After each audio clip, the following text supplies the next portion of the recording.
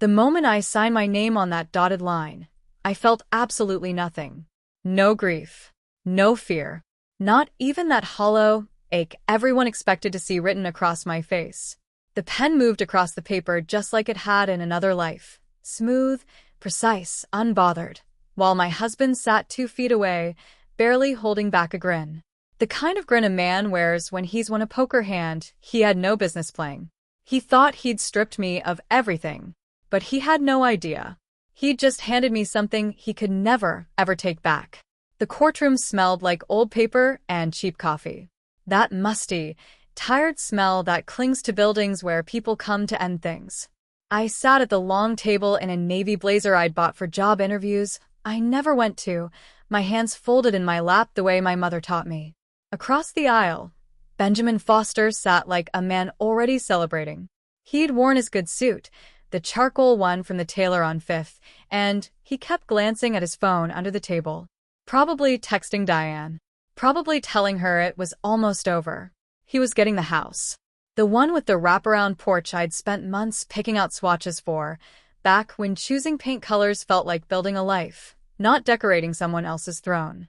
He was getting the company, Foster Construction, the business I'd kept alive through 2 recessions with spreadsheets he never bothered to read. He was getting the lake house, the investment portfolio, the cars, every single account with our names stitched together after 22 years of marriage. I was getting the kids. Full custody of Ethan and Emma. 17 years old. 6 months from leaving for college. 6 months from not needing full custody of anything. My attorney, Olivia Hart, leaned toward me one last time before the judge called us to order. She'd been fighting me on this for 3 weeks, ever since I told her my plan. I could still hear the disbelief in her voice from that first conversation. The way a woman who'd spent 40 years protecting her clients couldn't understand why I was so calmly dismantling my own life. "Natalie," she whispered, her pen hovering over her legal pad like she still thought there was time to stop this. "You don't have to do this." I looked at her, and I meant every word when I said, "That's exactly why I'm doing it." She didn't understand. Not yet. Nobody in that room understood, except maybe the man who drafted a document 17 years earlier and never told me it would matter this much. Judge Ramirez was a woman in her 50s, reading glasses pushed low on her nose, with the flat, unimpressed tone of someone who'd seen every version of this room 1,000 times. She looked at me over the file, not unkindly, the way you look at someone standing too close to a ledge. "Mrs. Foster," she said, "I need to confirm you understand what you're agreeing to. You are relinquishing your claim to nearly every marital asset, including the primary residence, the business, and all investment accounts. Is that correct?" "Yes, Your Honor." "You've had adequate counsel. You've had time to consider this." "I have. And this is being entered into freely, without coercion?" "It is." Benjamin shifted in his seat beside his lawyer, and I saw it then. The thing I'd been watching for since we walked in. The corner of his mouth twitched upward. Just slightly. Just enough. He thought he'd won the war, without ever having to fight it. That his wife of 22 years had simply run out of will, the way water runs out of a cracked glass. His mother, Diane, sat behind him in the gallery, wearing her Sunday pearls. When our eyes met across the room, she smiled at me too. The same smile she'd worn at every holiday dinner for 2 decades. The one that said she'd always known I wasn't good enough for her son. Benjamin signed fast. Too fast. The way people sign things they've already spent in their heads. I watched his pen move and thought about the first apartment we shared, 400 square feet above a laundromat, and how he used to fall asleep with his head on my stomach while I did the books for his father's old truck by lamplight. I thought about how far a person could travel from who they used to be, and how rarely they noticed the distance until someone held up a mirror. The judge nodded, satisfied, and reached for the next folder in the stack. One I recognized from the thickness of it. The weight of paper that had been sitting in Olivia's briefcase since Tuesday. She opened it slowly, read the first page, then read it again. Benjamin didn't notice at first. He was already reaching for his phone, already halfway out of the room in his mind, probably composing the text to his girlfriend about dinner reservations. It was Diane who noticed the shift in the judge's expression, the the small crease forming between her eyebrows. And I watched Diane's smile falter for the first time in 17 years. The judge looked up. Not at me. At Benjamin. Mr. Foster, she said slowly, are you aware of a document filed with this court under the name Whitfield Family Trust? Benjamin's smile disappeared like a light going out in a house from the outside. What? He said. I sat very still, my hands folded, and I felt something settle in my chest that I hadn't felt in years. Not triumph, exactly. Something quieter than that. Something closer to peace. But to understand why I gave away everything I built, why I sat in that courtroom and let my husband believe he had won, you have to go back. Not to this morning. Not even to this year. But nearly 3 years earlier, to a letter from a bank I was never supposed to see, and a promise my grandfather made me long before I understood what it would cost, or what it would save. People always ask how a marriage gets from the beginning to the end, as if there's one moment you could point to. One door that slammed. There isn't. There's only a long hallway of small doors closing one after another, so quietly you don't notice until you turn around and realize you're standing in the dark. I met Benjamin Foster when I was 24, fresh out of my CPA certification, working 60-hour weeks at a mid-sized accounting firm in Charlotte. He was 26, driving a pickup truck with a cracked windshield and a business card he'd printed himself at a copy shop, Foster Construction, reliable work, fair prices. He had 2 employees, both cousins, and a used cement mixer he was still paying off. He had dust on his boots and a way of looking at you like you were the only person in the room. And I fell for that look before I fell for anything else about him. We got married 18 months later in my parents' backyard, folding chairs and string lights. Within a year, I was doing his books at the kitchen table after my own shift ended. I set up his invoicing system. I filed for his contractor's license renewal 3 years running because he kept missing the deadline. I negotiated with his first bank for a line of credit when he didn't have the collateral to qualify on his own, walking in with a binder of projections I'd built myself, wearing my one good blazer, talking numbers to a loan officer who kept looking past me at Benjamin like he expected the real answers to come from him. I was the one who understood cash flow. Benjamin understood concrete and framing, and how to read a room full of subcontractors. Which mattered. I never denied it mattered. But a company doesn't survive on framing alone. It survives on the person keeping the lights on when a client is 60 days late paying an invoice. The person managing payroll during the slow winter months. The person who says no to the truck he wanted to buy because the numbers didn't support it yet. That person was me. For almost a decade. Unpaid. Unlisted. Unnamed on anything but the tax returns. Then the twins came. I remember holding Ethan in one arm and Emma in the other, in the hospital, exhausted in a way I didn't know a body could survive. And Benjamin standing in the doorway on his phone, already talking to a supplier about a project timeline. I didn't resent it then. I told myself that was just who he was, a man who couldn't sit still. A man whose mind was always 3 steps ahead. I went home. I nursed 2 babies through the night, and slowly, without ever deciding to, I just stopped going into the office. The company grew without me touching the books directly because, by then, Benjamin had hired an actual bookkeeper. A woman named Karen. She called him visionary in emails I sometimes saw over his shoulder. He started getting written up in the regional business journal. Foster Construction founder turns family business into regional powerhouse. I read that article standing at the kitchen counter with baby food on my sleeve. And nowhere in 4 columns of print was my name mentioned. Not once. Not even in passing. It didn't happen all at once, the distance. It happened in layers. He started coming home later. Always with a reason. Always with a client dinner or a permitting issue that needed his attention. He started making decisions about money without mentioning them to me first. Decisions I only discovered when statements arrived in the mail. He opened accounts I didn't know about. He stopped asking what I thought. Diane didn't help. She'd come for Sunday dinners and talk about Benjamin's success like it had sprung fully formed from his own 2 hands. Like he'd built an empire out of nothing but grit and God-given talent. My son built all of this himself, she said once, swirling wine in her glass, glancing at me like I was the help who'd wandered too close to the good china. I didn't correct her. I never corrected her. I told myself it didn't matter, that the truth didn't need an audience to still be true. I stayed quiet through most of it. That was who I was. Who I'd always been. A woman who watched more than she spoke.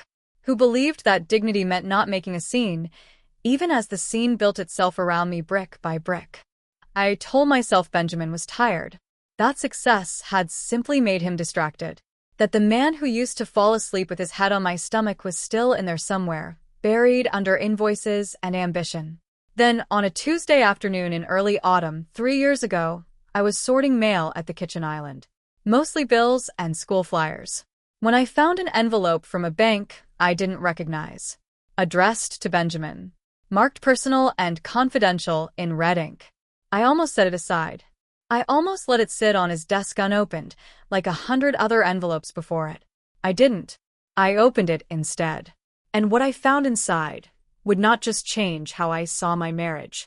It would change everything I thought I understood about the life I'd spent 20 years quietly building for a man who no longer remembered I'd built it with him. The letter inside that envelope wasn't from a bank at all. It was a confirmation notice from a private wealth management firm in Boston, addressed to Benjamin, referencing an account restructuring that had already been completed. I read it twice before the words made sense. And then a third time before the sick feeling in my stomach fully arrived. Benjamin had moved money, significant money, into a series of holding entities I'd never heard of. LLCs with names like Meridian Holdings and Ashford Capital Partners. Entities that existed, as far as I could tell, purely to separate assets from the marriage on paper, long before any divorce had ever been mentioned. I didn't confront him that night. I sat with it instead, the way I'd learned to sit with most things. Turning it over in my mind while I made dinner and helped Emma with a chemistry worksheet and listened to Ethan complain about his coach. I called an old colleague from my accounting days, a forensic auditor named Priya, who owed me a favor from years back. And I asked her, carefully, hypothetically, what it would mean if a business owner started restructuring assets while his wife had no idea it was happening. It means, Priya said, he's either protecting himself from a lawsuit, or he's protecting himself from you. I already knew which one it was. Over the following weeks, I pulled at threads quietly, the way I used to trace discrepancies in a ledger. Never announcing what I was looking for, just following the numbers until they told me the truth. Benjamin had begun the process 18 months earlier, not long after Diane started introducing him at parties as practically a free man now that the kids are almost grown. He'd been having an affair for nearly a year with a woman named Kristen from his supplier's sales team, though I didn't have proof of that yet. Only a feeling I'd been swallowing for months. The kind of feeling a wife develops when she stops being asked where she wants to go to dinner. I sat with the betrayal longer than I want to admit. There were nights I cried in the bathroom with the fan running so the kids wouldn't hear. And nights I didn't cry at all. Just lay awake calculating. The accountant in me refusing to let the wife in me fall apart completely. I kept thinking about the years I'd spent building his company from a truck and a dream into something written up in business journals. Years he was now quietly making sure I'd have no legal claim to. It was during one of those sleepless nights that I remembered my grandfather. Walter Whitfield had been a quiet man, a retired attorney who spent his last 15 years fishing on a lake in Michigan and reading paperback westerns on his porch. When he died, I was 28, newly married, still believing wholeheartedly in the life I was building. He'd left me something in his will, a trust funded modestly at the time, with some stock and a small parcel of land, structured as what his own attorney had called an irrevocable trust. I remembered signing paperwork at his lawyer's office, half listening, distracted by a phone call from Benjamin about a supplier issue. I remembered my grandfather squeezing my hand afterward and saying something I hadn't thought about in years. This isn't for the good years, Natalie. This is for if the bad ones come. I hadn't looked at that trust paperwork in over a decade. I wasn't even certain I still had it, but something in the back of my mind, some quiet architecture my grandfather had built for me long before I understood I'd need it, told me it mattered, now more than it ever had. I found the documents in a fireproof box in the attic, beneath old tax returns and Ethan and Emma's baby books. 41 pages dense with language I hadn't read since I was a young CPA memorizing estate law for an exam. I called Priya again. And then, on her recommendation, an estate attorney named Olivia Hart. A woman with silver hair and a reputation for being unshakable in a courtroom. Olivia read through the trust for nearly 2 hours in her office while I sat across from her, watching her expression shift from professional neutrality into something sharper. "Do you understand what your grandfather built for you?" she finally asked. I told her I understood the basics. "Stocks. Some land. A modest inheritance. It's grown," she said, "substantially. And more importantly, it's structured so that it activates fully, distributing the entirety of its holdings to you if you cease to hold a majority interest in marital assets. Your grandfather built a contingency, Natalie. He built it assuming a day might come when you had nothing left in your own name." I sat very still, the way I had learned to sit still through so much of my marriage. Except this time it wasn't grief keeping me quiet. It was the slow dawning shape of something else entirely. Something that felt less like fear, and more, for the first time in years, like the ground shifting firmly back beneath my feet. Benjamin had spent 18 months making sure I would leave our marriage with nothing. He had no idea that leaving with nothing was about to make me wealthier than he had ever imagined possible. Olivia Hart did not like my plan. She told me so plainly, sitting across from me in her office with a trust document spread between us like a hand of cards. Only I understood how to play. "You could fight for half of everything," she said. "The house, the business valuation, the investment accounts. Given what he's, I could have walked away with millions." That's what Olivia kept telling me, her voice tight with a kind of urgency you only hear from someone who genuinely believes they're watching you make a terrible mistake. She'd spent her entire career carving up men like Benjamin in divorce court. She knew how to find the hidden accounts, how to drag every affair into the light, how to take 2 years and bleed a man dry in ways he'd never see coming. She was good at it. Better than good. But I didn't want his money. I wanted something he couldn't calculate. Something he couldn't see coming. Something he couldn't build a defense against because he wouldn't even know it existed until it was already too late. If I fought for half of what we'd built together, I'd spend years chained to him through lawyers and appraisals and courtroom appearances. And even then, all I'd ever be was as wealthy as the life he'd built without me.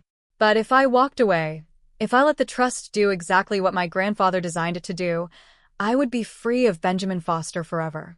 And richer than his precious company had ever made him. "I know this looks like I've lost my mind," I told Olivia that day in her office. "But I need you to trust me the way I trusted my grandfather." It took 3 meetings before she finally came around.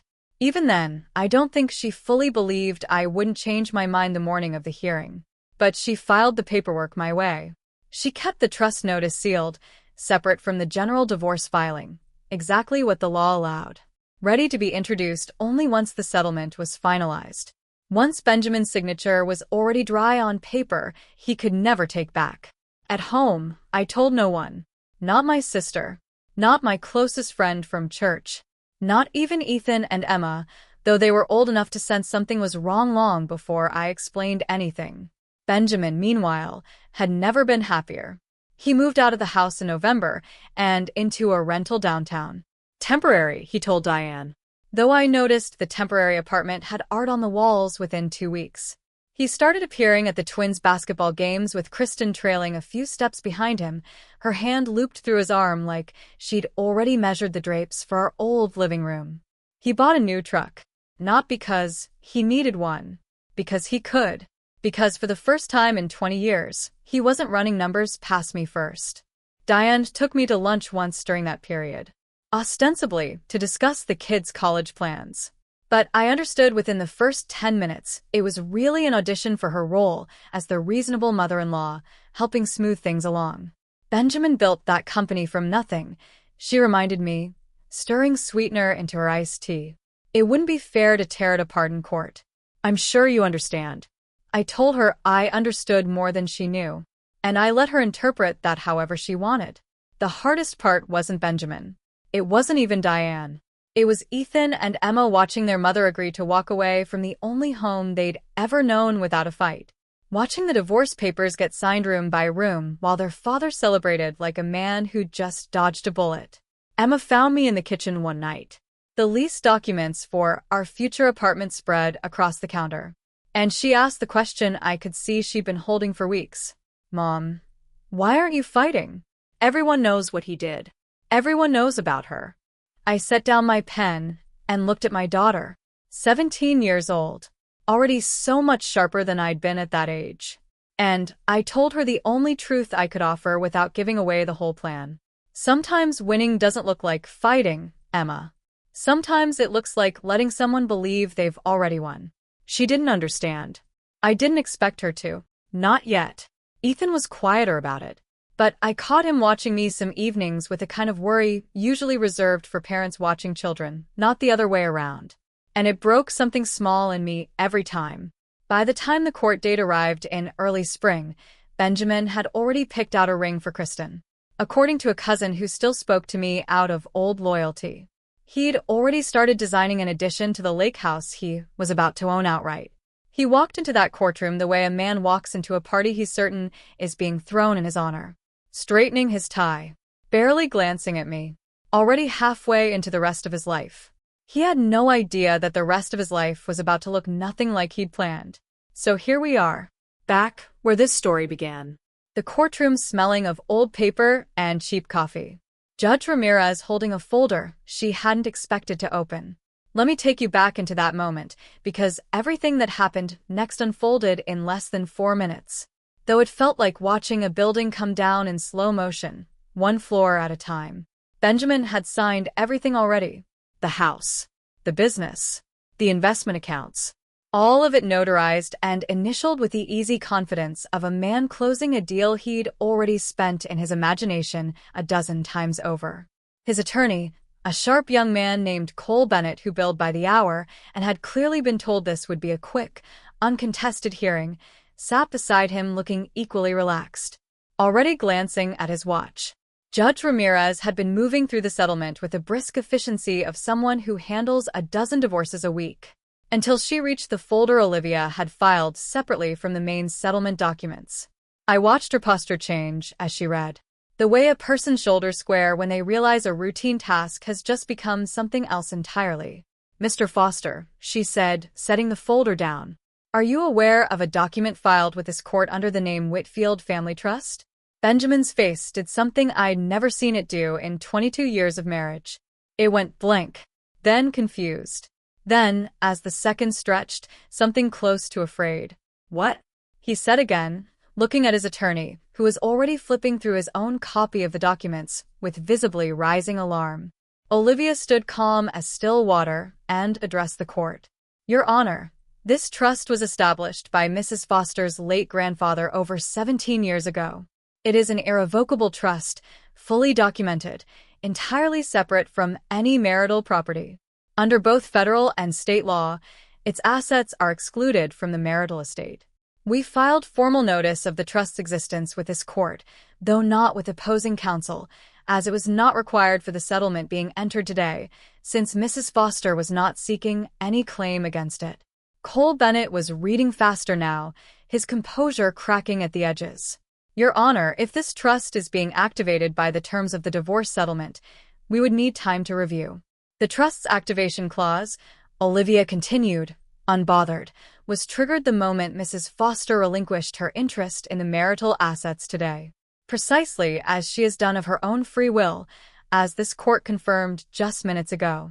There is nothing to review, Counselor. It is a private instrument executed independently of these proceedings, and it does not require this court's involvement to take effect.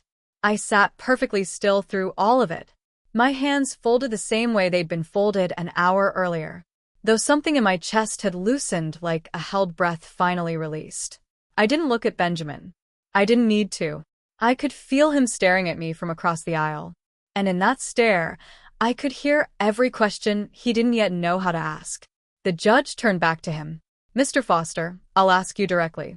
Were you aware, prior to signing today's settlement, of the existence or the terms of this trust? Benjamin's mouth opened. Closed. Opened again. No, he finally said, his voice smaller than I'd ever heard it. I heard it. Had no idea. Did anyone keep this from you? Was it hidden during discovery? Olivia answered before he could. No, Your Honor. This trust was never part of Mrs. Foster's disclosed marital assets. Because it wasn't, and never has been, a marital asset. Mr. Foster had no obligation to ask about property that belonged separately to his wife.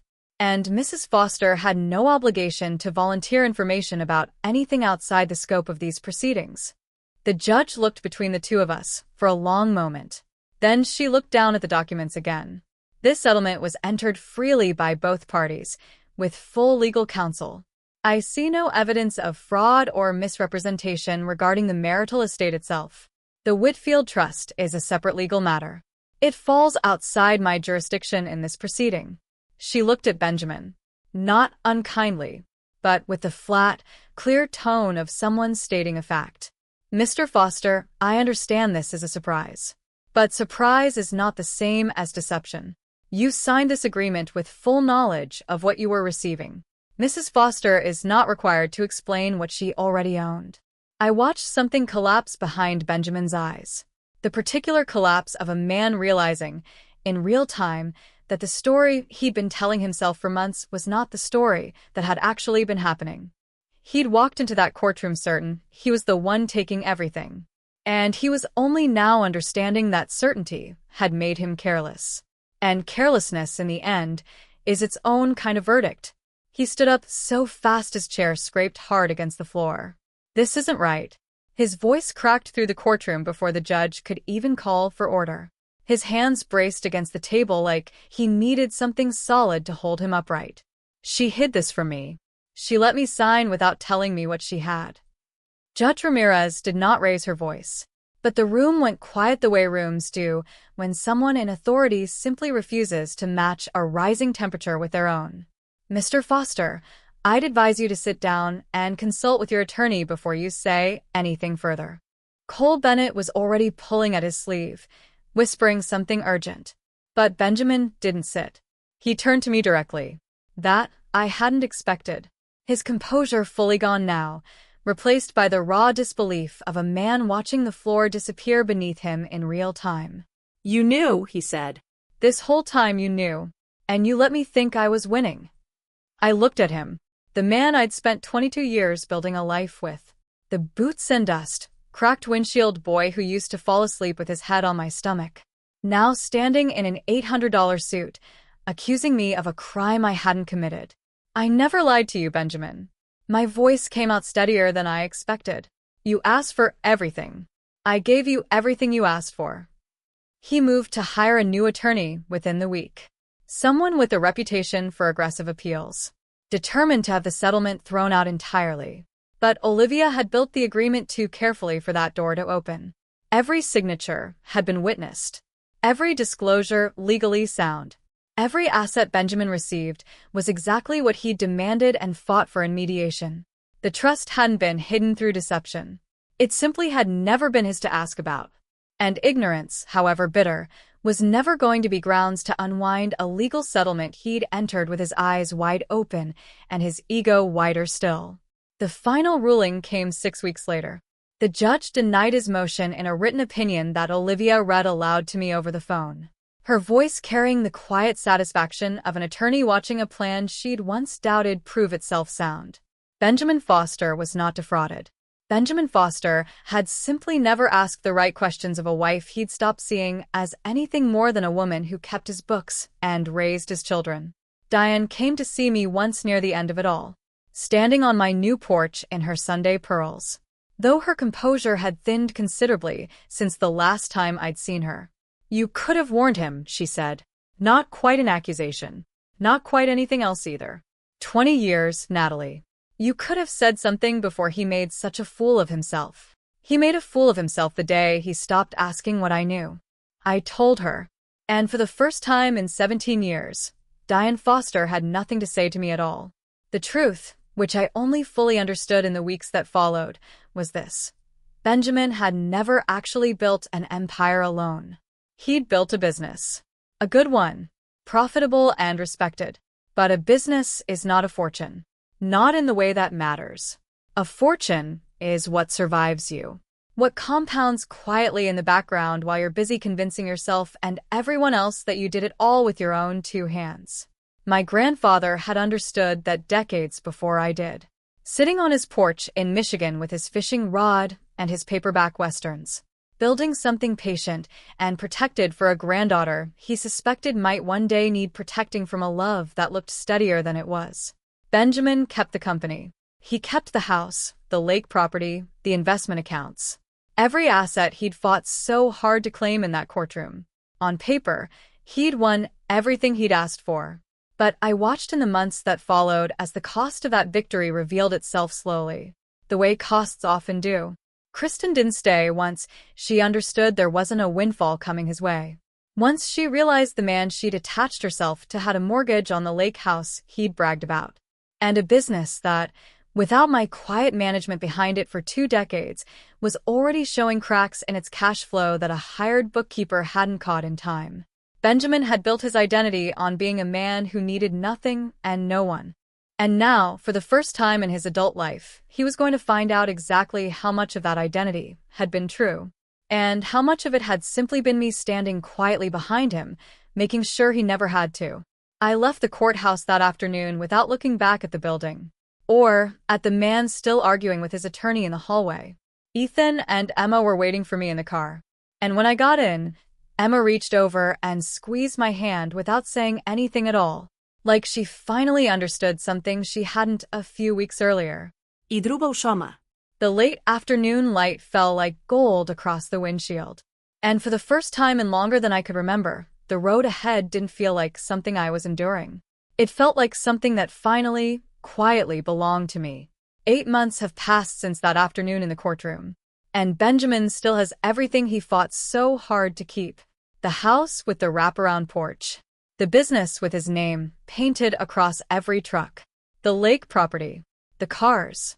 The investment accounts he guarded so carefully during our divorce, certain that holding on to them meant he'd won. I never went back for any of it. I never wanted to. There's a particular kind of freedom in walking away from a life you built with your hands and letting someone else keep the walls. Because walls were never what I was fighting for. The trust began distributing assets almost immediately after the settlement finalized, exactly as my grandfather had designed it to nearly 2 decades earlier. I didn't buy anything extravagant. I found a small house 2 streets back from the beach in a town an hour from where Ethan and Emma grew up, close enough that they could still come home on weekends, far enough that it felt like starting over, instead of just moving down the block from my old life. It has a kitchen window that looks out over a garden I'm slowly learning to keep alive. And some mornings I stand there, coffee in hand, watching the light change over the leaves, and I think about how the things we build in silence are the things that last the longest.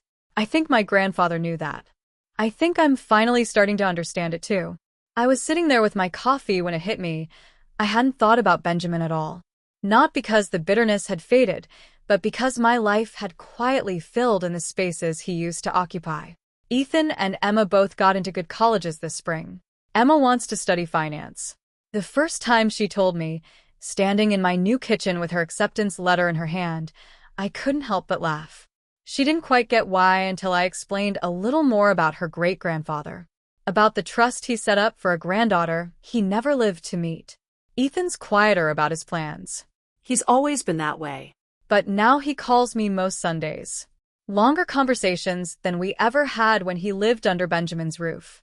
Back then, he measured every word carefully, always mindful of his father's moods. Benjamin reached out a few times over the summer. Nothing dramatic, mostly logistics, when the kids would move in. But one evening in July, he called about something else entirely. I could hear it in his voice before he even said the words. That unsteady tone of a man who'd spent months turning something over in his mind, finally deciding to speak it out loud. "You could have told me," he said, "about the trust." I was standing on my porch, watching the last light fade over the water 2 streets away. And I thought about all the years I'd spent waiting for him to ask me a real question. Anything real about who I was, or what I carried, or what I'd quietly built beside him while he collected all the credit. "You never asked," I said. There was a long pause on the line, the kind that used to make me anxious, back when I still needed his silences to mean something reassuring. It didn't anymore. So, this was revenge, he said finally. Almost a question, but not quite. No, I told him. And I meant it more fully than I think he'll ever understand. I didn't do any of this to hurt you, Benjamin. I just stopped protecting you from your own greed. What happened after that was never mine to control. He didn't have an answer for that. We hung up a few minutes later, polite in the way two people can be once all the fighting has finally drained out of them. I stayed on my porch a while longer, listening to the water. I couldn't quite see it from there, but I could always hear it. I think about Diane sometimes too, less than I expected to. I heard through the kids that she stopped introducing Benjamin's success as something he built entirely alone. Whether that's humility or just exhaustion, I can't say. And I've found I don't need to know anymore. People ask me sometimes if I regret not fighting harder in that courtroom, not taking half of everything I helped build over 22 years. I tell them the truth. I didn't lose that fight. I just chose a different one. There's a version of strength that looks like clenched fists and legal battles. And there's another version that looks like quietly signing your name, walking out the door, and trusting that the things truly worth having were never things anyone could take from you in the first place. My grandfather understood that. It took me most of my adult life to understand it too. If you're sitting somewhere right now feeling like you've lost everything to someone who never really saw what you were worth, I want you to hear this. Sometimes the bravest thing you can do isn't fighting for what's yours. It's trusting that what's truly yours was never something they could take. I'd love to know where this story finds you tonight. Drop a comment below and tell me what city you're watching from. I read every single one. We have so many more stories like this waiting for you. So make sure you subscribe so you never miss a moment like this. Let's keep walking this journey together.